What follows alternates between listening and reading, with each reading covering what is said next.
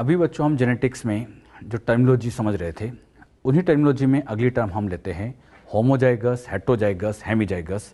ये क्या होता है?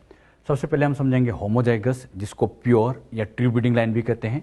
इसी से मिलती जुलती एक टर्म और आती है हेटेरोजाइगस, जिसको हम इम्प्योर के नाम से जानते हैं। तो ये प्योर, ये इम्प्योर है। होमोजाइगस का मतलब क्या होता है? Presence of two similar alleles of a gene in a diploid organism. Diploid organism के अंदर अगर जीन के पास दोनों सेम अलील हो तो उसको होमोजाइगस कहा जाता है। जैसे एग्जांपल की बात करें, यहाँ पर कैपिटल टी है, यहाँ कैपिटल टी है, सेम अलील है टी, या दोनों पे स्मॉल टी हो, दोनों ही क्रोमोसोम पे स्मॉल टी हो, तो सेम अलील का मिलना ये होमोजाइगस कहलाता है। उसी को हम प्योर भी कहते हैं, इसी को हम ट्रू ब्रीडिंग लाइन भी कहते हैं। आपको समझाने के लिए यहाँ ये क्रोमोसोम बनाया। अच्छा, ये क्रोमोसोम और ये क्रोमोसोम सेम है, ये क्रोमोसोम 1 है, ये भी 1 है, मतलब होमोलोगस क्रोमोसोम है।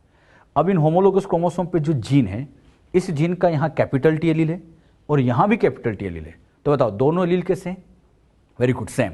और दोनों एलील अगर सेम है तो कंडीशन का नाम होमोजाइगस। और सेम है, एक जैसे हैं, तो इनको प्योर भी कह सकते हैं या इनको ट्रू ब्रीडिंग लाइन भी कह सकते हैं। एक बात मुझे बताओ, यहाँ हमें क्रोमोसोम 1 बनाया, 2 बार ही बनाया। अच्छा, तीसरी बार 1 क्यों नहीं बनाते? हाँ, क्योंकि तीसरी बार बनाओगे तो ट्रिप्लोइड हो जाएगा, वो तो डिप्लॉयड ऑर्गेनिज्म हो जाएगा। हम क्या समझ रहे हैं? Diploid organism. डिप्लॉयड मतलब एक जैसे 2 क्रोमोसोम होने चाहिए। तो डिप्लॉयड ऑर्गेनिज्म के अंदर अगर सेम अलील मिले तो उसको हम कह देते हैं होमोजाइगस। और ये मान के चलना है, जेनेटिक्स जो हम पढ़ रहे हैं वो डिप्लॉयड मान के ही चलेंगे। बिल्कुल, ये आप ध्यान रखो, डिप्लॉयड ऑर्गेनिज्म को मान के हमें ये जेनेटिक्स समझनी होती है। इसी तरह से अगला लेते हैं हेटेरोजाइगस, इम्प्योर। हेटेरोजाइगस का मतलब होता है presence of 2 dissimilar Aleel of a gene, मतलब दोनों अलील अलग अलग हो जाए। यहां पर कैसे थे? सिमिलर अलील, और यहां कैसे बच्चों? डिसिमिलर। अलग अलग अलील मिल जाए तो उसको कहा जाता है हेटेरोजाइगस, जिसको हम इम्प्योर भी कह सकते हैं। जैसे एग्जांपल की बात करें, एक अलील हो जाए कैपिटल टी, एक हो जाए स्मॉल टी, यानी इनको क्रोमोसोम पे बना के देखें। इस क्रोमोसोम पर कैपिटल टी अलील है, इस पर स्मॉल टी अलील है। सेल तो एक ही है, एक ही सेल के होमोलोगस क्रोमोसोम है, लेकिन अलील अलग अलग आ गए। तो जीन के अलग अलग अलील का मिलना, इसे हम हेटेरोजाइगस या इम्प्योर कहेंगे। अच्छा, मैं आपसे ऐसे पूछूंगा आगे, मैंने यहां लिखा कैपिटल आर और यहां लिखा कैपिटल आर। बताओ बच्चों, capital R pure impure? Very good, pure. मैंने कहा कैपिटल एच स्मॉल एच, बोलो बच्चों, प्योर इम्प्योर? इम्प्योर, जिसको हम क्या नाम दे सकते हैं? हेटेरोजाइगस। इसी तरह से मैंने यहां लिखा कैपिटल ई स्मॉल ई, बताओ बच्चों, इम्प्योर। यहां पर इसी तरह से मैंने लिखा स्मॉल जी, बताओ बच्चों, हाँ, ये हो जाएगा प्योर। प्योर मतलब होमोजाइगस है ना, होमोजाइगस कहें या प्योर कहें। तो ऐसे हम लोग आगे कई बार लिखा करेंगे। मैं कहूं ये जीनोटाइप है तो आना चाहिए कि होमोजाइगस है या हेटेरोजाइगस है। सेम वाले हैं तो होमोजाइगस, अलग अलग आ जाए तो हेटेरोजाइगस है। क्लियर? अगली डेफिनेशन लेते हैं और वो है हेमीजाइगस। हेमीजाइगस का मतलब होता है डिप्लॉयड ऑर्गेनिज्म होते हुए भी एक ही अलील मिले। डिप्लॉयड में से 2 अलील होने चाहिए क्योंकि 2 क्रोमोसोम है। डिप्लॉयड होते हुए भी एक अलील का मिलना, उसे हम हेमीजाइगस कहते हैं। तो हेमीजाइगस की डेफिनेशन क्या होती है? In diploid organism, very important, in diploid organism presence of single allele of a gene, एक जीन का केवल सिंगल अलील मिलना, वो कहलाता है हेमीजाइगस। मतलब ऑर्गेनिज्म डिप्लॉयड है लेकिन एलील एक ही मिले। अब ये कैसे होता है, इसको आप ध्यान से समझिए। आपको समझाने के लिए यहां पर ये फीमेल के क्रोमोसोम और यहां मैं मेल के क्रोमोसोम ड्रॉ करता हूं। अच्छा, ये सिंबल ध्यान रखना, ये इस तरह से सिंबल बना दिया है तो ये किसको इंडिकेट करेगा? फीमेल को। इसके यहां पे जो क्रोमोसोम बना है तो ये क्रोमोसोम 1, इसी तरह से ये क्रोमोसोम 2, चलते गए ये 22। वही हमने सीखा भी है कि 1 से 22 ऑटोसोम होते हैं। बचे हुए 2 क्रोमोसोम यहाँ XX सेक्स क्रोमोसोम है। ये किसके क्रोमोसोम है? फीमेल के। ये तो है ऑटोसोम और ये है सेक्स क्रोमोसोम, जानते हो सभी। ये बच्चों सिंबल जो होता है मेल का है, और मेल में भी ऑटोसोम तो सेम इसी तरह से होंगे। ऑटोसोम तो आप देखोगे यहां पर ये 22 तक, जैसे ऑटोसोम यहां है सेम यहां है, लेकिन यहां पर सेक्स क्रोमोसोम एक X होगा और एक Y होगा, जानते हो सभी। तो ये X है और ये Y है। अब यहां पे देखो, यहां बच्चों क्रोमोसोम 1 है, मतलब एक जैसे 2 क्रोमोसोम है तो वही डिप्लॉयड है। अब इन डिप्लॉयड पर यहां पर एलील कैपिटल टी क्या हो सकता है? यस, हो सकता है, बिल्कुल हो सकता है। यहां पर जैसे R स्मॉल r हो सकता है। अब इन X पे यहां पर कैपिटल ई, यहां स्मॉल ई, बिल्कुल हो सकता है। हो सकता है। यहाँ पे ऐसा भी हो सकता था कि यहाँ पर समझाने के लिए लिया कि मान लीजिए मैंने स्मॉल m लिया तो यहाँ पे भी स्मॉल m हो सकता है, बिल्कुल हो सकता है। अच्छा, यहाँ पर ये हर जीन के 2-2 एलील चल रहे हैं, ऐसे दो, ये 2 बार, ये 2 बार, ये 2 बार, हर जगह 2-2 बार चलते जा रहे हैं। अच्छा, ये x से x से सेम है तो 2 बार लिख सकते हैं। अब ये कंडीशन तो थी फीमेल में, मेल में चेक करते हैं। मेल में यहाँ पे लिखा तो ये टी स्मॉल टी, यहाँ लिखा तो ये आर स्मॉल आर, मतलब हर जीन के से 2 एलील है। अच्छा, यहाँ कंडीशन को बताना, टी टी है, यहाँ भी टी है, यहाँ भी टी है, कंडीशन का नाम होमोजाइगस, जानते हो? बताओ इस कंडीशन का नाम बोलो। हेट्रोजाइगस, बताओ बच्चों, यहाँ पर हेट्रोजाइगस। अच्छा, ये वाला होमोजाइगस।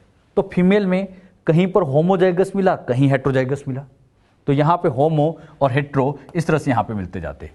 अब यहाँ मेल में देखो, यहाँ पर टी स्मॉल टी है, मतलब ये एक तरह का वही हेट्रोजाइगस है, ये यहाँ पे आर आर है, मतलब होमोजाइगस है। चलते गए चलते गए, अब यहाँ ई है। अब बच्चों यहाँ पर एक ही एक्स है, दूसरा एक्स है ही नहीं, और जब दूसरा एक्स ही नहीं है तो इस ई को बिठाने की जगह नहीं है।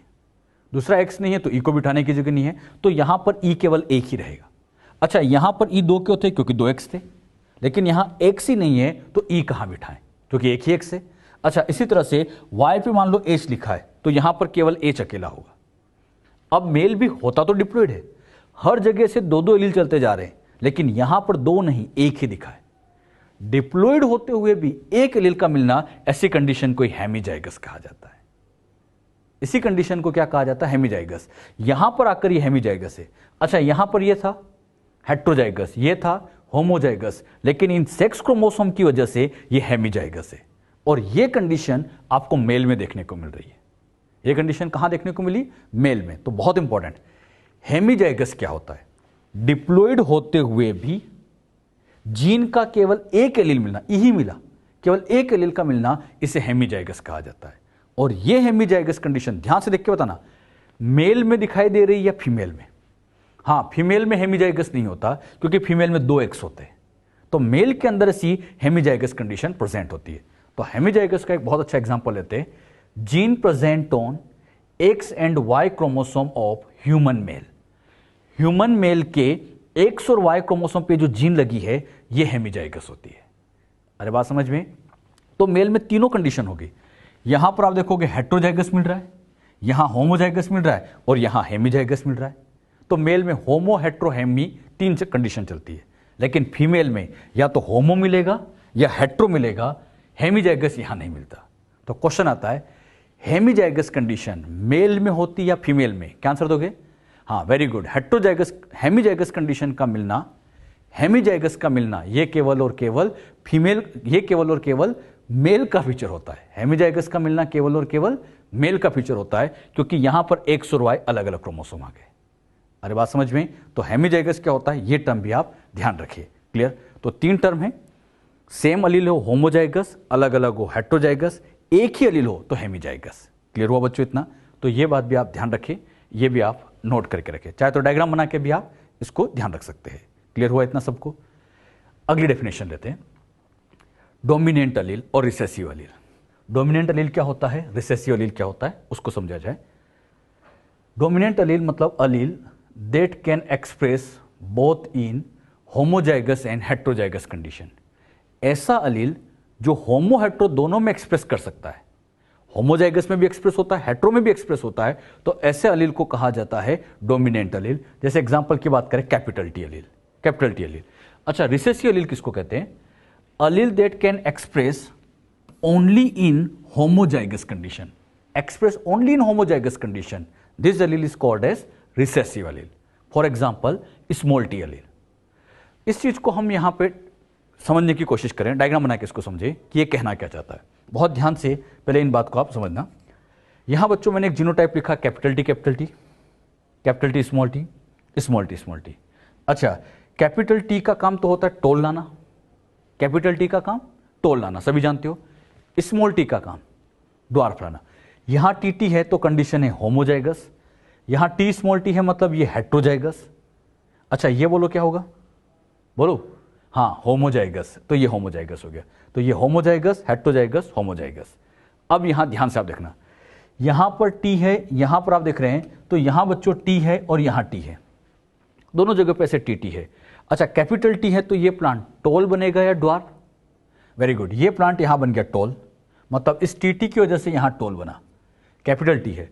अब यहां पे देखो कैपिटल टी भी है, स्मॉल टी भी है, दोनों है, लेकिन फिर भी ये प्लांट जब चेक किया गया तो टॉल बना।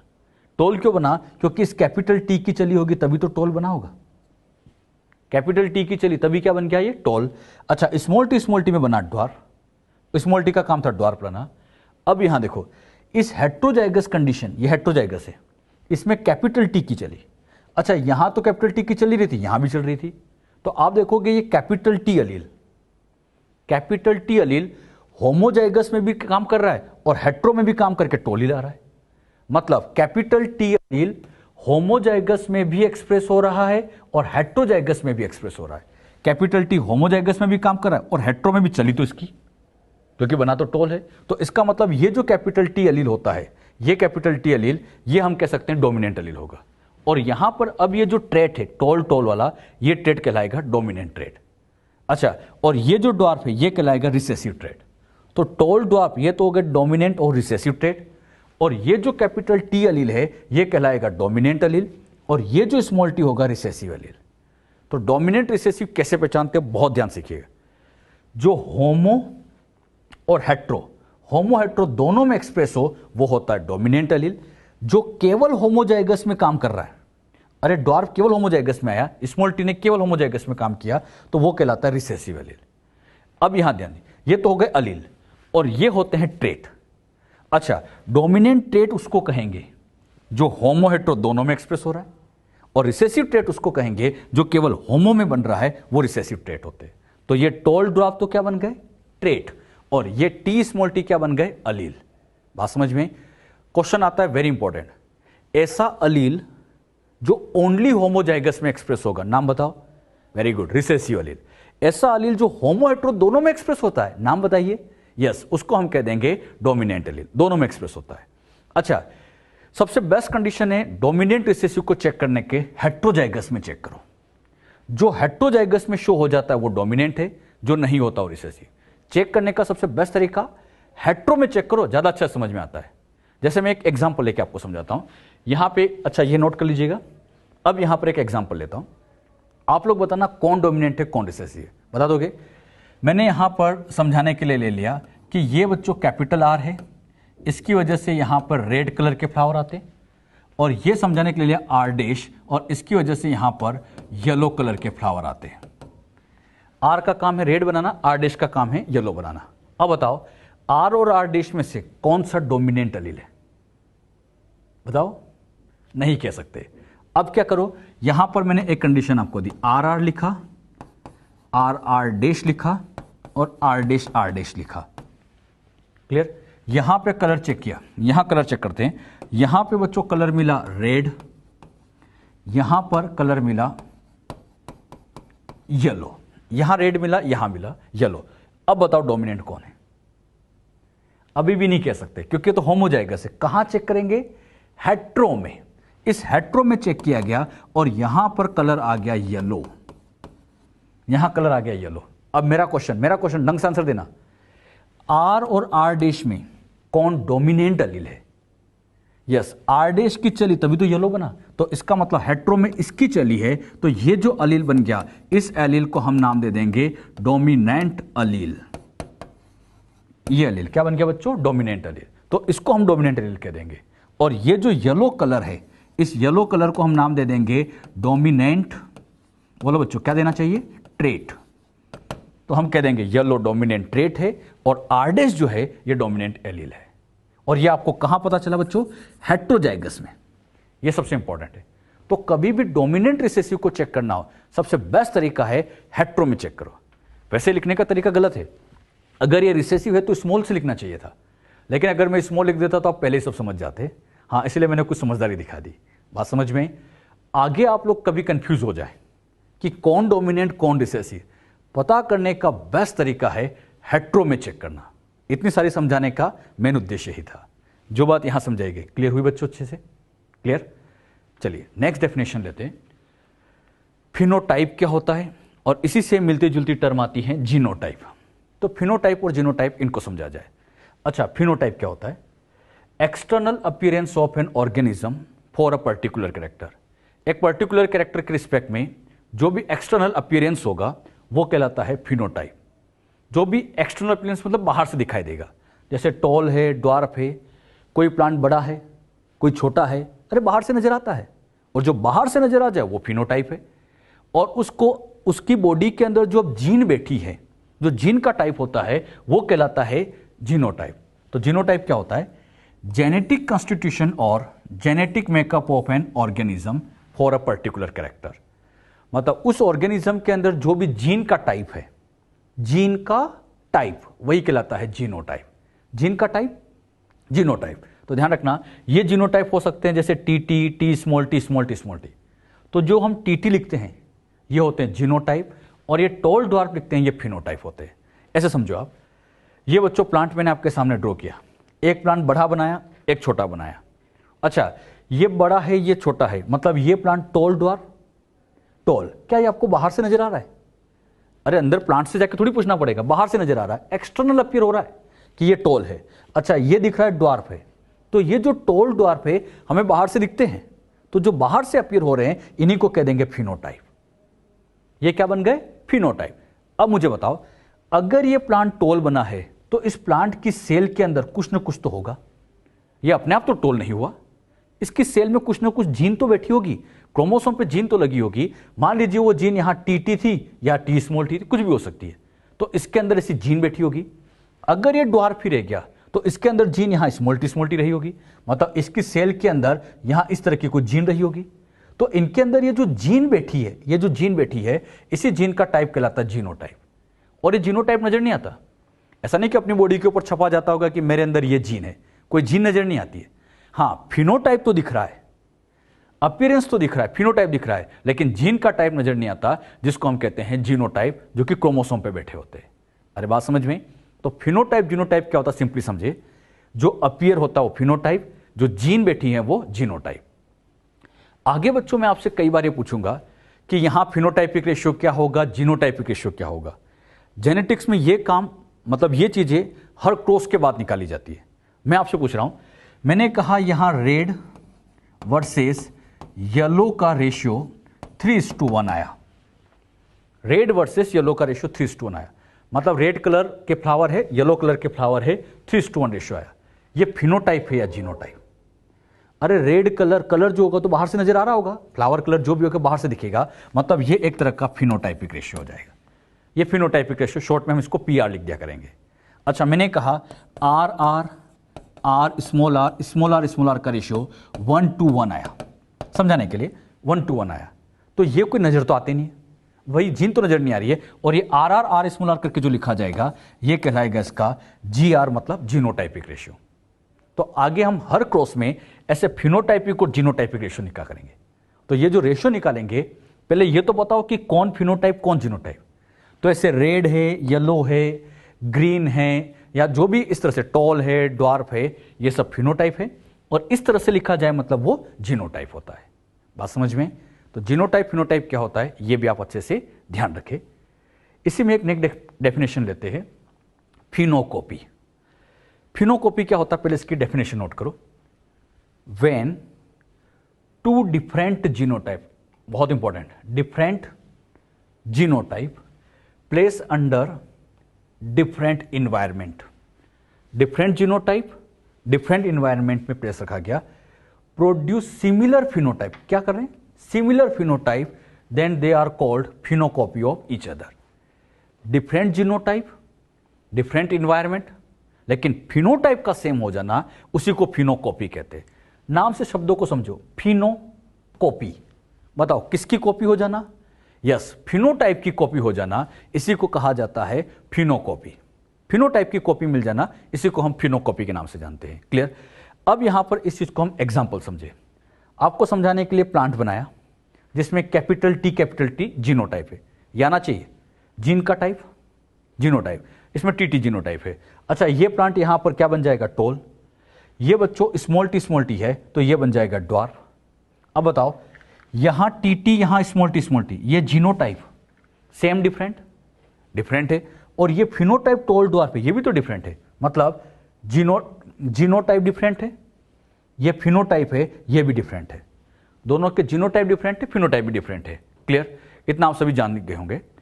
अब बच्चों ये जो प्लांट है स्मॉल टी वाला, अब इसके ऊपर एक हार्मोन डाला गया और वो हार्मोन था जिब्रेलिक। जिब्रेलिक एसिड जानते हो? हाँ, जिब्रेलिक एसिड ग्रोथ हार्मोन होता है जो प्लांट की हाइट को बढ़ाता है। इसके ऊपर डालना है बस, इसको ऐसा रखो। मतलब जो ड्वार्फ था इसको ऊपर जिब्रेलिक एसिड डाला, और जिब्रेलिक एसिड डाला मतलब इसका इन्वायरमेंट चेंज कर दिया, इसके ऊपर डिफरेंट इन्वायरमेंट लगाया। और जैसे इसके ऊपर इन्वायरमेंट चेंज किया, जैसे ही उसके ऊपर जिब्रेलिक एसिड डाला, अब ये प्लांट यहाँ पे ड्वार्फ से ये बन जाता है टॉल। मतलब ये यहाँ टॉल बन गया, और ये टॉल बन गया। बताओ यहाँ यदि रहेगा तो स्मॉल टी, जिब्रेलिक एसिड आया जिससे बड़ा होकर टॉल हो गया। अब बताओ यहां दोनों का फिनोटाइप कैसा चल रहा है? कैसा चल रहा है? सेम। तो यहां फिनोटाइप सिमिलर हो गए। क्या किया?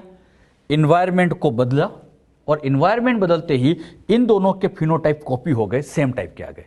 और फिनोटाइप का कॉपी होना, इसी को फिनोकॉपी कहते हैं।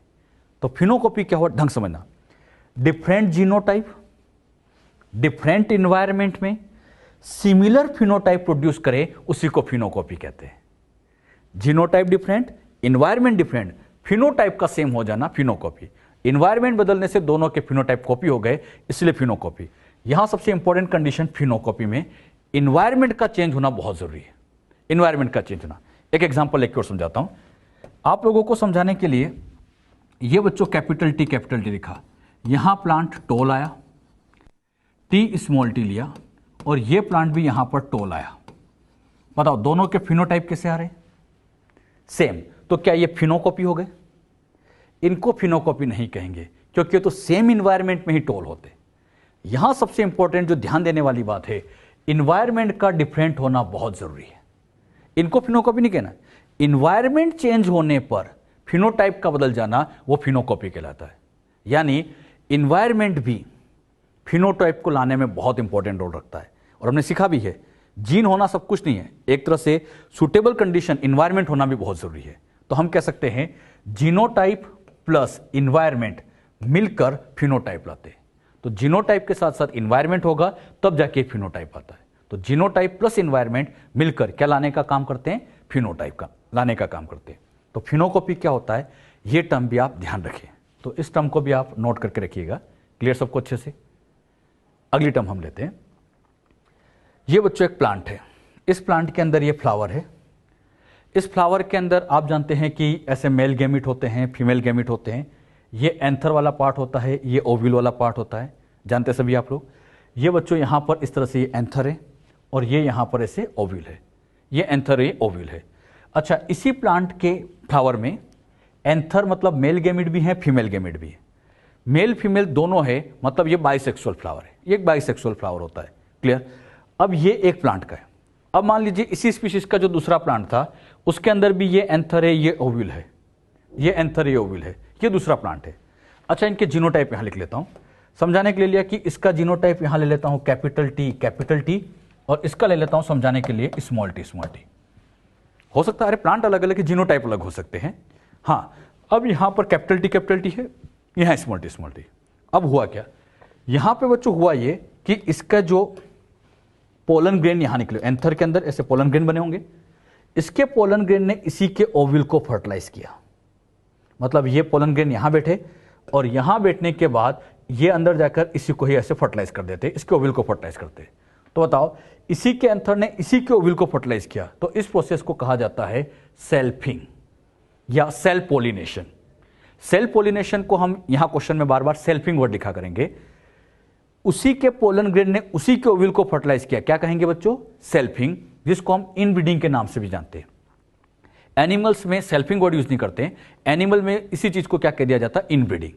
अब बताओ, यहां जीनोटाइप टीटी है, तो इस प्लांट में हर जगह जीनोटाइप वही रहेगा। तो टीटी का टीटी से क्रॉस होना, सेम जीनोटाइप का क्रॉस होना, वो एक तरह का सेल्फिंग होता है।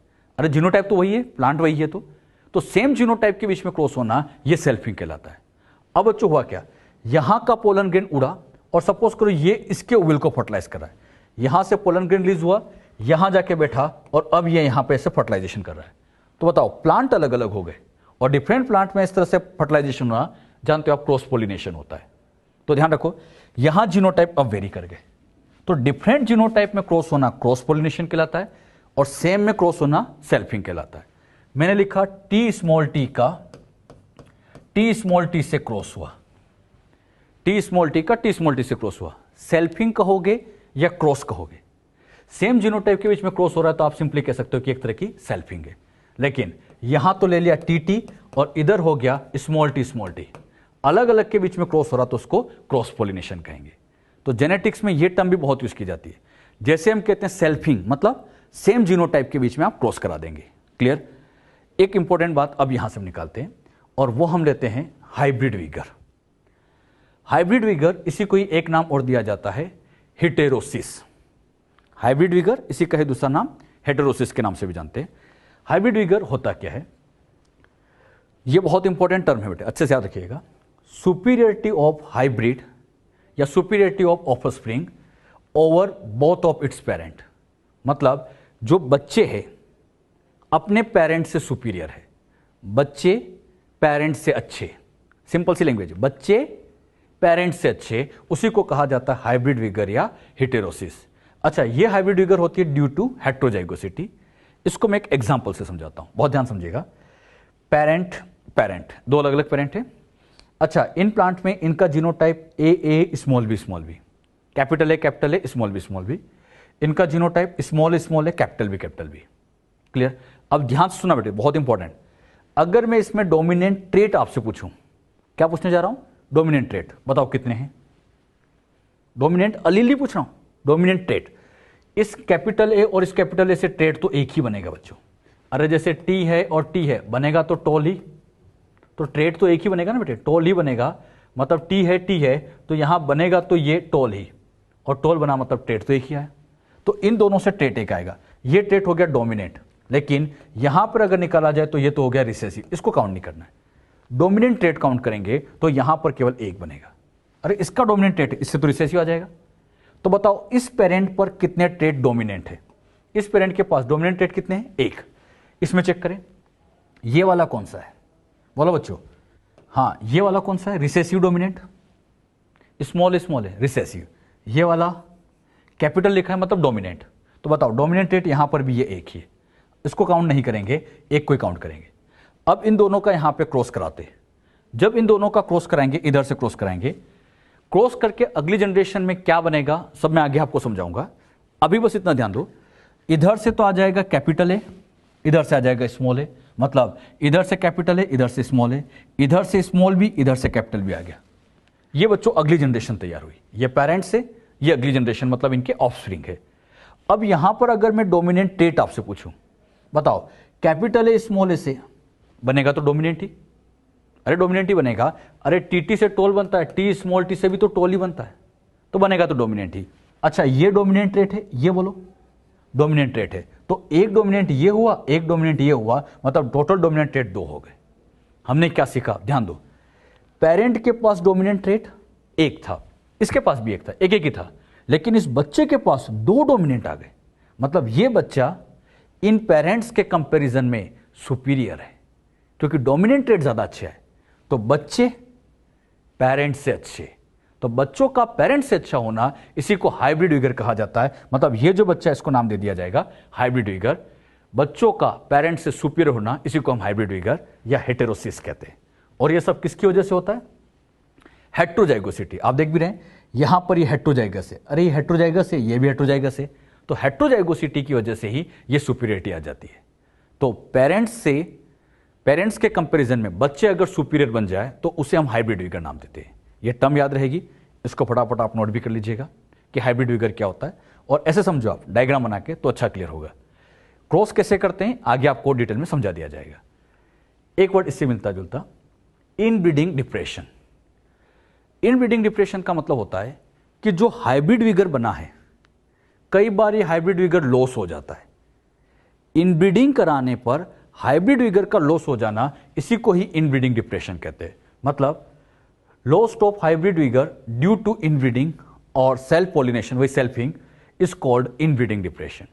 हाइब्रिड वीगर का लॉस हो जाना, इसी को हम इनब्रीडिंग डिप्रेशन के नाम से जानते हैं। जैसे बच्चों इसको ऐसे समझिएगा, ये एक हाइब्रिड वीगर था, A small A B small B, यहां पर यह हाइब्रिड विगर था A small A B small B. इसमें डोमिनेंट ट्रेट बताओ बच्चों, एक ये वाला है एक ये वाला है, कितने हो गए 2। इसमें डोमिनेंट ट्रेट 2, एक ये वाला है एक ये वाला है। अरे ये डोमिनेंट दोनों डोमिनेंट 2, इधर भी 2, मतलब ये अच्छे थे। अभी हमने निकाला था बच्चे पेरेंट्स अच्छे थे, ये हाइब्रिड विगर था। अब इन हाइब्रिड विगर जो थे उनके बीच में मान लीजिए क्रॉस किया जाए, इधर का जीनोटाइप इधर का जीनोटाइप अलग या सेम, बोलो बच्चों, दोनों तरफ जीनोटाइप कैसा है सेम, और सेम जीनोटाइप के बीच में क्रॉस करना यही तो इनब्रीडिंग कहलाता है। हाँ, प्लांट में इसी को हम सेल्फिंग नाम दे देते हैं। तो ये सेल्फ पोलिनेशन किया गया, इनब्रीडिंग की गई। अब बच्चों जब इनका क्रॉस कराते हैं तो क्रॉस करने के बाद चांस ये होता है कि ऐसा हो सकता है कि यहां से स्मॉल ए, यहां से स्मॉल ए, यहां से स्मॉल बी, यहां से स्मॉल बी आ सकता है। अरे इधर से स्मॉल ए स्मॉल ए स्मॉल बी आ सकता है। और अगर यहां आया तो ये ट्रेड बताओ, डोमिनेंट रिसेसिव, रिसेसिव, ये भी रिसेसिव, मतलब यहां तो डोमिनेंट आया ही नहीं, मतलब डोमिनेंट ट्रेट यहां अगर निकाले जाए तो 0। अब बताओ पेरेंट्स पे कितने 2 और बच्चों में तो 0 हो गए। तो इनब्रीडिंग कराते ही ये डोमिनेंट ट्रेट लॉस हो गए, खत्म हो गए। तो इनब्रीडिंग कराने पर डोमिनेंट ट्रेट का लॉस हो जाना, डिप्रेस हो जाना, इसी को कहा जाता है इनब्रीडिंग डिप्रेशन। इनब्रीडिंग कराई, कैरेक्टर लॉस हो गए, खत्म हो गए, तो इसको इनब्रीडिंग डिप्रेशन कहा जाता है। बात समझ में? तो कई बार ये इनब्रीडिंग से नुकसान होता है कि डिप्रेशन आ जाता है। अच्छा, यहां पेरेंट्स अच्छे लेकिन यहां बच्चे बेकार हो गए, तो पेरेंट डिप्रेशन में आ गया कि ये क्या हो गया, तो यहां पे डिप्रेशन आ गया, तो इसलिए इसको इनब्रीडिंग डिप्रेशन नाम दे दिया गया। लेकिन ये एक चांस है, ये एक चांस होता है, ऐसा कोई जरूरी नहीं कि ऐसे इनब्रीडिंग कराने पे हमेशा डिप्रेशन आएगा। अगर बच्चों इन दोनों का क्रॉस किया जाए, ये एक तरह का डायहाइब्रिड क्रॉस होता है, आगे मैं आपको समझाऊंगा।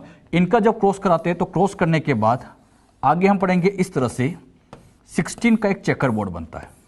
इनके क्रॉस से 16 बनते हैं, और इन 16 में यहां पे बच्चों केवल ये अकेला, ये एक जो होगा स्मॉल स्मॉल बी आएगा, ये यहां पे आके एक बनेगा, और ये बना है 1, कितने में से 16 में से, ये पूरा 16 में से एक बना है, और ये बना है, यहीं पे डिप्रेशन है। अच्छा, यहां पर ऐसा भी तो हो सकता था, इधर से कैपिटल ए, इधर से कैपिटल ए, इधर से कैपिटल बी, इधर से कैपिटल बी। अब बताओ डोमिनेंट ट्रेट 2, एक ही है 2 हो गए, तो लॉस कहां हुआ? मतलब जरूरी नहीं कि हर इनब्रीडिंग से लॉस हो गई होगा, ये एक चांस है, ये एक चांस है। इनब्रीडिंग कराने पर अगर डोमिनेंट ट्रेट इस तरह से खत्म हो जाए, पेरेंट्स के कंपैरिजन में कम हो जाए, कम भी हो जाए, तो उसी को हम इनब्रीडिंग डिप्रेशन कह देते हैं। अरे बात समझिए। अच्छा, यहां 2 है, इस कंडीशन में भी तो यहां 2 आए, कहां लॉस हुआ? तो कोई जरूरी नहीं कि हमेशा इनब्रीडिंग कराने पे डिप्रेशन आएगा, ये एक चांस है। अगर ऐसी कंडीशन आती है, ऐसे कैरेक्टर खत्म हो जाते हैं, तभी इनब्रीडिंग डिप्रेशन माना जाता है। तो 2 टर्म मैंने आपको समझाई जो कि वेरी वेरी इंपॉर्टेंट है। मैं आपसे पूछ रहा हूं, सबको आंसर आना चाहिए। बताइए, पेरेंट्स के कंपैरिजन में बच्चे सुपीरियर आ गए, बताओ टर्म का नाम, बच्चे सुपीरियर है। हाँ, हाइब्रिड विगर, जिसका दूसरा नाम हेटेरोसिस। अब जो हाइब्रिड विगर था, इनमें इनब्रीडिंग करा दे, मतलब सेल्फिंग करा दे, कैरेक्टर अगर लॉस हो जाए तो यस, उसको इनब्रीडिंग डिप्रेशन कहा जाता है। और ये एक चांस होता है, ऐसा कोई जरूरी नहीं कि हमेशा हो गई होगा। अगर हाँ ऐसी कंडीशन आ रही है तो हम कह देंगे कि ये इनब्रीडिंग डिप्रेशन देखने को मिला है। क्लियर? तो ये टर्म भी आप ध्यान रखें कि इनब्रीडिंग डिप्रेशन क्या होता है। क्लियर हुआ सबको अच्छे से? क्लियर। यहां पे बच्चों एक वर्ड और आता है जीनोम करके। जीनोम का मतलब क्या होता है? Total genetic material present in a monoploid और haploid cell of an organism. Haploid cell या मोनोप्लॉइड सेल में जितना भी जेनेटिक मटेरियल होता है, जो भी जेनेटिक मटेरियल होता है, उसी को हम कहते हैं जीनोम। अच्छा, मोनोप्लॉइड याद है कुछ? जब हम म्यूटेशन पढ़ रहे थे मैंने आपको बताया था मोनोप्लॉइड वो सिंगल सेट। अच्छा, डिप्लॉइड ऑर्गेनिज्म में तो मोनोप्लॉइड कहो या हैप्लॉइड कहो, बात एक ही चलती है। ये बच्चों यहां पर सेल है ह्यूमन के रिस्पेक्ट में, और ह्यूमन के रिस्पेक्ट में 1 से लेकर 23 तक, ये जो 1 से 23 आपको दिखाई दे रहे हैं, इन 1 से लेकर 23 क्रोमोसोम को मिला के, ये जो पूरा मिला के बना है, ये पूरा मिला के ही हमारा बनता है जीनोम।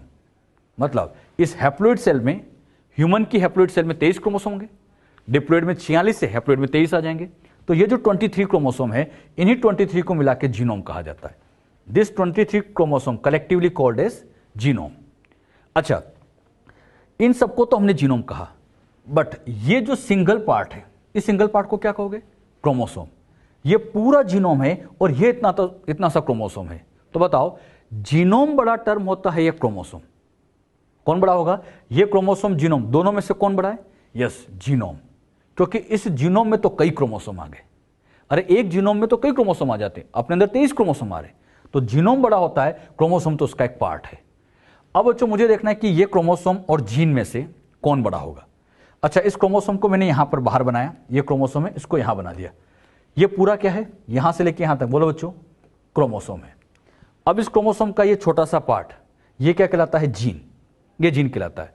तो बताओ, क्रोमोसोम बड़ा है या जीन है? यस, क्रोमोसोम तो इतना बड़ा है, उसका छोटा पार्ट होता है जीन, तो हम कह सकते हैं क्रोमोसोम बड़ा होता है, जीन तो एक छोटा पार्ट है। क्लियर? अब बच्चों मान लीजिए ये जो जीन है, ये जीन है, इस जीन के अंदर आप लोगों को एक तरह से ये डीएनए दिख रहा होगा। ये डीएनए तो जा रहा है यहां, ये से डीएनए, और डीएनए किसका बना होता है? न्यूक्लियोटाइड। तो यहां एक न्यूक्लियोटाइड होगा, यहां अगर हम निकाले तो यहां बच्चों जैसे ये एक न्यूक्लियोटाइड होगा, दूसरा होगा, तीसरा होगा, चौथा होगा, तो यहां न्यूक्लियोटाइड होंगे। तो ये छोटा सा पार्ट होता है न्यूक्लियोटाइड। तो अगर हम जीन और न्यूक्लियोटाइड में कंपेयर करें तो जीन तो इतनी बड़ी है और न्यूक्लियोटाइड तो छोटा है। तो जीन बड़ी होती है, न्यूक्लियोटाइड छोटा होता है। न्यूक्लियोटाइड में 3 चीजें होती हैं, नाइट्रोजन बेस, कुछ याद है सा, प्लस शुगर, प्लस फॉस्फेट, और इन तीनों को मिला के क्या कहा जाता था? न्यूक्लियोटाइड। पढ़ा है हमने ऐसा। ये तीनों मिला के न्यूक्लियोटाइड है। लेकिन इनमें से इस अकेले की बात करूं, इस अकेले की बात करें तो ये अकेला कहलाता है नाइट्रोजन बेस। तो ये पूरा न्यूक्लियोटाइड, तो न्यूक्लियोटाइड बड़ा है, नाइट्रोजन बेस छोटा है, तो दोनों में से हम कहेंगे न्यूक्लियोटाइड बड़ा होता है। तो ये ऑर्डर आप ध्यान रखिए। इस ऑर्डर पर नीट में क्वेश्चन आ चुका है बेटे। ये जो टर्म समझा रहा हूं ना, हाइब्रिड विगर, इनब्रीडिंग, डिप्रेशन, सब पे क्वेश्चन आ चुके हैं। तो ये भी एक ऑर्डर पूछा गया था। या इसका जो क्वेश्चन है आपको मोलिकुलर वाला चैप्टर मिलेगा, स्पेशली एक्सरसाइज 2 में एक क्वेश्चन इस पे बेस बना रखा है, तो आप लोग उस क्वेश्चन को भी सोल्व करिएगा। जीनोम बड़ा होता है, उसका छोटा पार्ट क्रोमोसोम, क्रोमोसोम से छोटा जीन, जीन का पार्ट न्यूक्लियोटाइड, और न्यूक्लियोटाइड का पार्ट होता है नाइट्रोजन बेस। तो ये जो ऑर्डर है ध्यान रखिएगा। और जीनोम किसको कहा?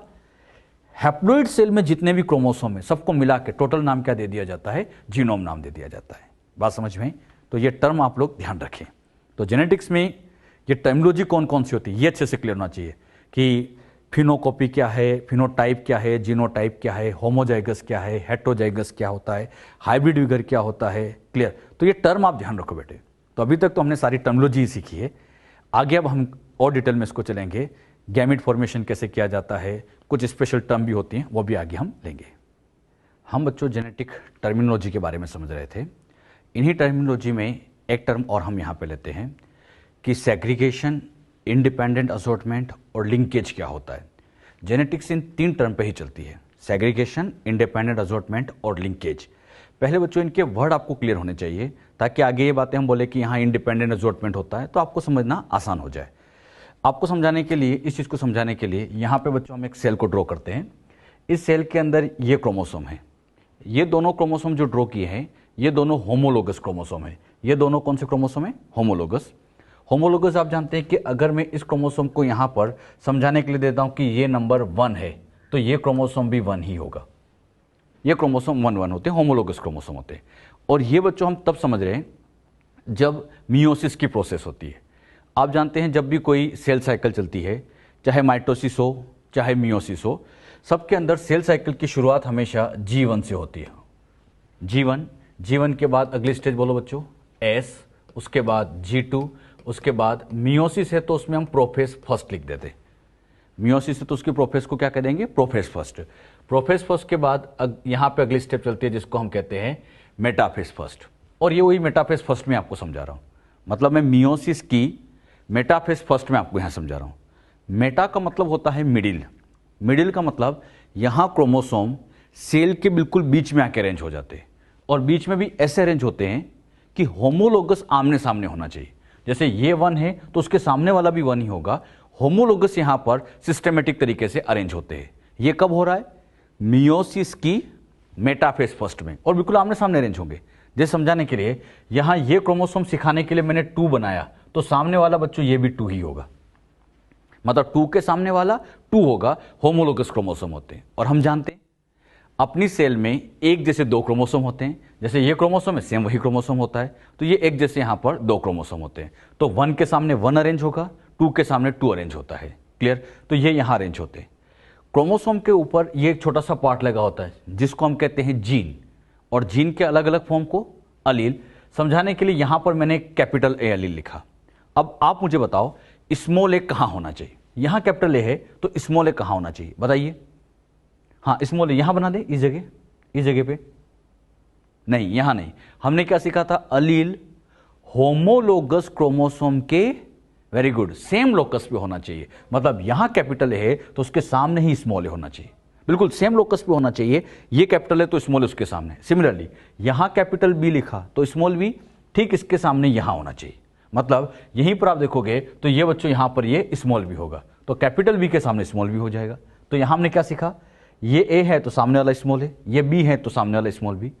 एक बात आप ध्यान से देखो, ए वाला जो अलील है क्रोमोसोम 1 पे है, दिख रहा है, क्रोमोसोम नंबर 1 पे है, और बी वाला एलील क्रोमोसोम 2 पे है, अलग अलग क्रोमोसोम पे। ए अलग क्रोमोसोम पे है, बी अलग क्रोमोसोम पे। अब बच्चों जब ये यहां पर मेटाफेज में बीच में अरेंज होते हैं, मेटाफेज फर्स्ट में जब ये बीच में अरेंज होते हैं, तो यहां पर ऐसा भी तो हो सकता था कि इनका अरेंजमेंट उल्टा हो जाता। मतलब ये वाला 2 ऊपर हो जाता, ये वाला 2 नीचे हो सकता था, या ये 1 1 उल्टे हो जाते। तो ऐसा हो तो सकता है चांस से। तो यहां पर एक पॉसिबिलिटी ये भी हो सकती थी कि यहां पर मान लीजिए सिखाने के लिए ये 1 1 तो सेम रखा, मतलब ये 1 तो सेम रखा, लेकिन इन दोनों को उल्टा कर दिया। उल्टा कर दिया मतलब स्मॉल बी को कर दिया ऊपर और कैपिटल बी को नीचे। मतलब स्मॉल बी को, ये स्मॉल बी नीचे, इसको ऊपर कर दिया, और कैपिटल बी को नीचे कर दिया। हाँ, होगा तो ये भी 2 तो ये भी 2, मतलब होमोलोगस आमने सामने होंगे। होमोलोगस आमने सामने होंगे, लेकिन ये आपस में तो कुछ भी अरेंज हो सकते हैं। अरे बात समझ में? अब यहां पर क्या होता है, जब ये डिवीजन चल रहा होता है तो इनके साथ ऐसे फाइबर वगैरह लग जाते हैं, नाम मैं नहीं बताऊंगा। क्या फाइबर? Yes, spindle fibre. ये स्पिंडल फाइबर यहां पर ऐसे इनके साथ अरेंज हो जाते हैं, ऐसे इनके साथ ये प्रॉपर स्पिंडल फाइबर वगैरह यहां पर ये जुड़े होते हैं। ये मेटाफेज फर्स्ट में होता है। कौन सी फेज? Metaphase first. मेटाफेज के बाद अब यहां पर अगली स्टेप चलेगी, मेटाफेज के बाद एनाफेज फर्स्ट। जानते हो आप, एनाफेज चलेगी। एनाफेज के अंदर ये क्रोमोसोम ऐसे अलग अलग हो जाते हैं, ये अलग अलग होते हैं। मेटाफेज के बाद फिर एनाफेज आएगी, फिर लास्ट में जाके साइटोकाइनेसिस होगा, लास्ट में जाके सेल बनी। यहां पर इसमें जब पूरा मियोसिस खत्म हो गया तो लास्ट में जाके गैमिड बनते। मियोसिस खत्म होने के बाद अल्टीमेटली गैमिड बने, और जब यहां गैमिड बने, अब बताना ये वाला कैपिटल ए ऊपर जाएगा तो स्मॉल ए नीचे आएगा। ध्यान से देखना सभी, कैपिटल ए ऊपर गया तो स्मॉल ए नीचे गया, मतलब ये दोनों अलग होंगे। इसी तरह से ये दोनों अलग होंगे, तो ये वाला जाएगा ऊपर, कैपिटल ए कहां जा रहा है? ऊपर, तो कैपिटल बी ऊपर गया तो ये ए बी यहां आ जाएंगे, और ये दोनों नीचे गए तो इस वाले गैमिड के अंदर स्मॉल भी आ जाएंगे। मतलब ये वाले ऊपर जाएंगे, ये वाले नीचे आ जाएंगे। सिमिलरली यहां जब गैमिड बनाते, अब बताना ये गए ऊपर तो यहां कैपिटल ए के साथ स्मॉल भी आ जाएगा, और इधर स्मॉल ए के साथ कैपिटल भी आ जाएगा। अब यहां ध्यान से देखो, ये 1 1 था, इस 1 1 में से ये वाला 1 एक तो यहां पहुंच गया, और ये वाला 1 यहां पहुंच गया। ये 1 1 कौन से क्रोमोसोम है? जरा अच्छे से बताना, 1 1 कौन से क्रोमोसोम है? होमोलोगस। अब इन होमोलोगस क्रोमोसोम ने यहां पर सेपरेशन किया, अलग अलग हुए, और ऐसे अलग हुए कि ये वाला 1 इसके अंदर पहुंचा, ये वाला 1 इसके अंदर पहुंचा, मतलब ये प्रॉपर तरीके से अलग हो गए। तो होमोलोगस का, इन होमोलोगस क्रोमोसोम का ऐसे अलग होना, सेपरेट होना, इसी को नाम दिया जाता है सेग्रीगेशन या डिसजंक्शन। सेग्रीगेशन या डिसजंक्शन किसको कहते हैं?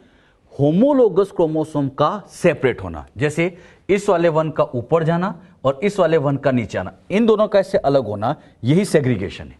और सोचो, जब ये क्रोमोसोम अलग होंगे तो इस पर जो अलील बैठे हैं वो भी अलग हो जाएंगे। तो इधर कैपिटल एलील चला गया, इधर स्मॉल है, तो क्रोमोसोम अलग होते हैं, इस वजह से एलील भी सेपरेट हो जाते हैं। सिमिलरली बताओ, ये 2 कहां जाएगा? ऊपर, तो ये 2 नीचे, तो क्या ये होमोलोगस भी तो अलग होंगे? और होमोलोगस का अलग होना, इसी को हम सेग्रीगेशन या डिसजंक्शन के नाम से जानते हैं। तो सेग्रीगेशन डिसजंक्शन क्या होता है? क्लियर हुआ सबको? होमोलोगस क्रोमोसोम का सेपरेट होना। अब एक बात मुझे बताओ, होमोलोगस क्रोमोसोम अलग हुए तो हमने सेग्रीगेशन कह दिया, लेकिन एक बात यहां पर ध्यान से देखो, जब ये क्रोमोसोम ऊपर गए तो कैपिटल ए के साथ कैपिटल बी गया, मतलब ये दोनों ऊपर गए तो यहां गैमिट में कैपिटल ए के साथ कैपिटल बी आया। दिख रहा है सबको? कैपिटल ए के साथ कैपिटल बी आया। अब यहां देखो, अगर इनका अरेंजमेंट उल्टा हो जाए तो जब ये ऊपर जाएंगे तो कैपिटल ए के साथ तो स्मॉल बी आ रहा है, यानी कैपिटल ए के साथ कैपिटल बी भी जा सकता है और कैपिटल ए के साथ स्मॉल बी भी आ सकता है। तो बताओ ये ए और बी एक दूसरे पर डिपेंड है या इंडिपेंड है? अच्छे से आंसर देना। एक दूसरे से इंडिपेंड है क्योंकि अलग अलग क्रोमोसोम पर बैठे। तो ए के साथ कैपिटल बी भी आ सकता है, स्मॉल बी भी आ सकता है, कुछ भी आ सकता है। ये एक दूसरे से इंडिपेंड है और इंडिपेंड इसलिए है क्योंकि अलग अलग क्रोमोसोम पे बैठे। ये क्रोमोसोम 1 पे बैठा है, ये क्रोमोसोम 2 पे बैठा है, अलग अलग क्रोमोसोम पे बैठे। और जब अलग अलग क्रोमोसोम पे बैठेंगे तो ये एक दूसरे से इंडिपेंड जाएंगे, एक दूसरे से कोई मतलब नहीं, मतलब ये अपने अपने रास्ते जाएंगे। ये वाला अलग प्लेन में है, ऐसे समझो, ये वाला अलग एरोप्लेन में बैठा है, ये वाला अलग अलग एरोप्लेन में बैठा है। जब दोनों अलग अलग एरोप्लेन में बैठे हैं तो अलग अलग ही तो उड़ेंगे, मतलब एक दूसरे से कोई डिपेंडेंसी नहीं रखते, यानी ये शो करते हैं इंडिपेंडेंट असॉर्टमेंट। तो ये कैपिटल ए कैपिटल बी या स्मॉल बी, ये शो करेंगे इंडिपेंडेंट असॉर्टमेंट। असॉर्टमेंट का मतलब होता है इनहेरिटेंस। तो बताओ इस स्मॉल ए की inheritance capital B small B पे डिपेंड नहीं है क्योंकि ये अलग क्रोमोसोम पे, ये अपने रास्ते जाएंगे, ये अपने रास्ते जाएंगे। तो इसे अलग अलग जाना, इसी को इंडिपेंडेंट असॉर्टमेंट कहा जाता है। इंडिपेंडेंट असॉर्टमेंट ढंग से बताना कब होता है? यस, इंडिपेंडेंट असॉर्टमेंट तब होता है जब जीन अलग अलग क्रोमोसोम पे है। जैसे ये ए और बी, यहां पे देखो ये ए और ये बी, ये इंडिपेंडेंट असॉर्टमेंट शो कर रही है। बात समझ में? एक बार फिर सुनना क्योंकि ये बहुत इंपॉर्टेंट टर्म है। होमोलोगस का अलग होना, होमोलोगस का अलग होना, यस, सेग्रीगेशन या डिजंक्शन। लेकिन इन नॉन होमोलोगस पे जो जीन्स बैठी है, नॉन होमोलोगस क्रोमोसोम पे जो जीन्स बैठी है, ये इंडिपेंडेंट असॉर्टमेंट शो करती है। ये चीज अच्छे से क्लियर रखना। इंडिपेंडेंट असॉर्टमेंट कब होता है? जब जीन्स नॉन होमोलोगस क्रोमोसोम पे होती है। इसकी डेफिनेशन भी लिखवा दूंगा मैं आपको, अभी समझो। नेक्स्ट नंबर पे आता है एक बात और, इस क्रोमोसोम पर और जीन भी हो सकती है। अरे एक क्रोमोसोम पे तो कई जीन होती है, याद करो। छुटके से वाई क्रोमोसोम पर 231 जीन होती है, पढ़ा हमने। वाई क्रोमोसोम पे 231 है तो यहां पर भी कई जीन हो सकती है। अरे इस क्रोमोसोम पे कई जीन होती है। अब बताओ, यहां ए थी, दूसरी जीन समझाने के लिए मैंने कैपिटल डी ले लिया। क्या लिया? Capital D. यहां समझाने के लिए लिया स्मॉल डी। सिमिलरली यहां ले लिया कैपिटल डी, यहां ले लिया स्मॉल डी। अब बताओ, कैपिटल ए और कैपिटल डी अलग क्रोमोसोम पे है या सेम? बहुत ध्यान से सुना, अलग पे है या सेम पे? हाँ, ये एक ही क्रोमोसोम पे तो बैठे हैं। अरे ए और डी इसी रेड वाले क्रोमोसोम पे बैठे, एक ही क्रोमोसोम पे बैठे, तो जब ये क्रोमोसोम ऊपर जाएगा तो ये तो साथ जाएंगे, क्योंकि एक साथ बैठे तो साथ जाएंगे। यहां भी देखो, ऊपर जाएंगे तो साथ ही जाएंगे। और जब ये साथ जाएंगे तो गैमीट में भी आप देखो ए और यहां पर ये डी साथ रहेगा, ए और डी यहां साथ रहेगा। सिमिलरली इधर जाएंगे तो स्मॉल ए के साथ कौन जाएगा? स्मॉल डी साथ जाएगा। सिमिलरली ये ऊपर जाएगा तो ए के साथ डी जाएगा, इधर स्मॉल डी जाएगा। तो बताओ, यहां एडी साथ है, यहां पर भी एडी साथ है, क्यों? क्योंकि सेम क्रोमोसोम पे। तो बताइए, क्या ए और डी गैमिट में साथ साथ जा रहे हैं? या साथ साथ जा रहे हैं क्योंकि सेम प्लेन में, सेम एरोप्लेन में बैठे हैं। और जब सेम प्लेन में बैठे हैं तो साथ साथ ही तो उड़ेंगे। अरे जब एक ही प्लेन में ए भी बैठा है, डी भी बैठा है, जब ये प्लेन उड़ेगा तो साथ साथ उड़ेंगे। तो ये साथ साथ बैठे हैं तो साथ साथ जाएंगे। और ऐसे साथ साथ जाने की इस प्रोसेस को कहा जाता है, साथ साथ जाने की इस प्रोसेस को कहा जाएगा यहां पर लिंकेज। साथ साथ जाने की प्रोसेस का नाम लिंकेज। लिंकेज कब होती है? जब साथ साथ जाए। जैसे स्मॉल ए स्मॉल डी साथ साथ जा रहे हैं, लिंकेज शो करेंगे। तो मुझे बताओ, लिंकेज कब होती है? यस, लिंकेज तब होती है जब जीन सेम क्रोमोसोम पर बैठी है। अच्छा, इस क्रोमोसोम पर सिखाने के लिए मैंने यहां पर और जीन्स बना ली, ऐसे यहां और भी जीन्स बना ली। तो जितनी भी जीन्स जाएगी ना, सब साथ साथ जाएगी। तो एक क्रोमोसोम पर जितनी भी जीन्स होती है, साथ साथ जाना, गैमिट्स में साथ साथ जाना, अगली जनरेशन में साथ जाना, उसी को लिंकेज कहा जाता है। ये जो तीन टर्म हैं बच्चों को बहुत परेशान करती है और हमें ये तीन टर्म बहुत अच्छे से क्लियर करना है। एक बार फिर सुनो, सेग्रीगेशन कब होता है? सेग्रीगेशन कब कहेंगे ढंग से बताना। होमोलोगस का अलग होना, इन दोनों क्रोमोसोम का अलग होना, बताओ क्या कहलाता है? सेग्रीगेशन। इंडिपेंडेंट असॉर्टमेंट कब होता है? जब जीन अलग अलग क्रोमोसोम पे बैठी है। और जब जीन सेम क्रोमोसोम पे बैठी है तो वो लिंकेज शो कर देगी। क्लियर? इनकी डेफिनेशन लिखवाते हैं। सेग्रीगेशन या डिसजंक्शन की बात करें, सेग्रीगेशन बताइए क्या कहें, कब कहेंगे? Separation of homologous chromosome during meiosis is called segregation. ये दोनों का ऐसे अलग होना, इसका यहां से ऐसे अलग होना, ये ऐसे अलग होना, इन्हीं को कहा जाता है सेग्रीगेशन। और सेग्रीगेशन का ही दूसरा नाम बताओ बच्चों, क्या कहेंगे? डिसजंक्शन। डिसजंक्शन मतलब प्रॉपर अलग होना। लेकिन मान लीजिए यहां कुछ गलती हो जाती। गलती क्या? कि ये वन और ये वन में से ये वन भी बाय मिस्टेक, मान लो ये वन भी बाय मिस्टेक यहीं पे लग जाता, स्मॉल ए वाला वन भी बाय मिस्टेक यहीं लग जाता, तो ये दोनों वन एक साथ चले जाते। तो यहां कुछ गलती हो जाती, तो ऐसी गलती को नाम दिया जाता है, यहां ऐसी गलती को नाम दिया जाता है नॉन डिसजंक्शन। मतलब ये वाला वन गलती से यहां लग जाता, होना नहीं चाहिए, ऐसी गलती होना नहीं चाहिए, लेकिन गलती से यहां लग जाता तो ये भी ऊपर जाता, तो इसी को कहा जाता है नॉन डिसजंक्शन। मतलब any mistake during separation of chromosome, separation के टाइम पे कोई मिस्टेक हो जाए तो उसी मिस्टेक को नॉन डिसजंक्शन कहते हैं। बात समझ में? एक बार फिर सुनना। प्रॉपर तरीके से अलग होना, नाम बोलो। प्रॉपर अलग हो रहे, वेरी गुड, डिसजंक्शन। गलती हो जाए तो नॉन डिसजंक्शन। और इसी नॉन डिसजंक्शन की वजह से सिंड्रोम होते हैं, जैसे वो डाउन सिंड्रोम पढ़ते हैं, हाँ, क्लाइनफेल्टर सिंड्रोम, एडवर्ड सिंड्रोम, जितने भी आप ये टर्नर सिंड्रोम वगैरह पढ़ते हैं, ये सब नॉन डिसजंक्शन की वजह से होती है, गलती की वजह से होता है। बात समझ में? तो एक बार फिर सुनना, ये आगे काम में ली जाएगी टर्म। प्रॉपर अलग हो, सेग्रीगेशन, गलती हो जाए, नॉन डिसजंक्शन। अगली टर्म थी, हमने सीखी थी इंडिपेंडेंट असॉर्टमेंट। इंडिपेंडेंट असॉर्टमेंट मतलब इंडिपेंडेंट असॉर्टमेंट तब होगा जब जीन्स, हाँ, अलग अलग क्रोमोसोम पे, जैसे ये ए और ये बी, ये ए और बी अलग अलग क्रोमोसोम पे बैठी है, तो ये यहां शो करेगी independent assortment. Independent assortment occur when genes present on non homologous chromosome. ये नॉन होमोलोगस पे बैठी है तब भी यहां पर होगा, जैसे ए और बी जीन्स शो कर रही है, ए और बी जीन्स को आप देखो, इंडिपेंडेंट असॉर्टमेंट शो कर रही है। सिमिलरली लिंकेज, लिंकेज कब शो होती है? जब जीन, हाँ, सेम क्रोमोसोम पे हो, जैसे ये ए और डी सेम क्रोमोसोम पे है और एक ही क्रोमोसोम पे है, occur when genes present on same chromosome, same chromosome पर है तो उसको लिंकेज कहेंगे। जैसे ए और डी सेम क्रोमोसोम पे, तो ये लिंकेज शो कर रही है। तो क्या ये टर्म आपको क्लियर हुई? एक बार फिर पूछता हूं, होमोलोगस का अलग होना, very good, segregation. Gene non homologous पे बैठी है तो इंडिपेंडेंट असॉर्टमेंट, और सेम ही क्रोमोसोम पे बैठी है तो उसको नाम दे देंगे लिंकेज। तो ये टर्मिनोलॉजी आप लिख के रखें, ये इंपॉर्टेंट है। इवन डिटेल में हम इन सब के बारे में और अच्छे से आगे समझेंगे। ये जो लिंकेज है, इसके बारे में मॉर्गन साइंटिस्ट ने समझाया था, याद है ना, टीएच मॉर्गन। मॉर्गन साहब ने लिंकेज को डिटेल में पढ़ाया था। तो जब हम मॉर्गन की जेनेटिक्स पढ़ेंगे तो आपको लिंकेज के बारे में बहुत सारी बातें वहां सिखाएंगे। क्लियर? इंडिपेंडेंट असॉर्टमेंट और सेग्रीगेशन ये मेंडल ने समझाया था, और मेंडल ने इस बेसिस पर कुछ लॉ भी हम बनाते हैं, law of segregation, law of independent assortment, वो हम मेंडल की जेनेटिक्स में पढ़ेंगे। तो ये इंडिपेंडेंट असॉर्टमेंट मेंडल की जेनेटिक्स में आएगा और लिंकेज मॉर्गन की जेनेटिक्स में आता है। बात समझ में? ये जो यहाँ पे लिखा है ये सब आप नोट करिएगा, ये डायग्राम भी आप सब बना के रखिएगा। अब मैं समझाने के लिए एक क्वेश्चन आपको देता हूं। इस क्वेश्चन में आप मुझे बताइएगा कहां इंडिपेंडेंट असॉर्टमेंट है, कहां लिंकेज है और कहां सेग्रीगेशन है, बता दोगे? सिखाने के लिए बच्चों मैंने यहां पर क्या किया, ये एक क्रोमोसोम ड्रॉ किया। ये क्रोमोसोम नंबर सिखाने के लिए लिया 5 है, और ये भी क्रोमोसोम नंबर सिखाने के लिए लिया 5 है। क्लियर? यहां पर इसके ऊपर एक अलील यहां ले लिया कैपिटल टी, और यहां ले लिया स्मॉल टी, यहां ले लिया आर, और यहां ले लिया स्मॉल आर। अगला क्रोमोसोम यहां बना देते हैं, ये क्रोमोसोम यहां पर बना दिया।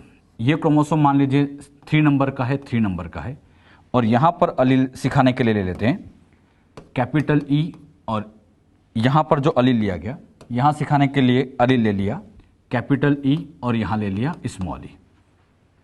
अब मैं आपसे पूछूंगा कौन सा क्या शो कर रहा है, ढंग से आंसर देना सभी।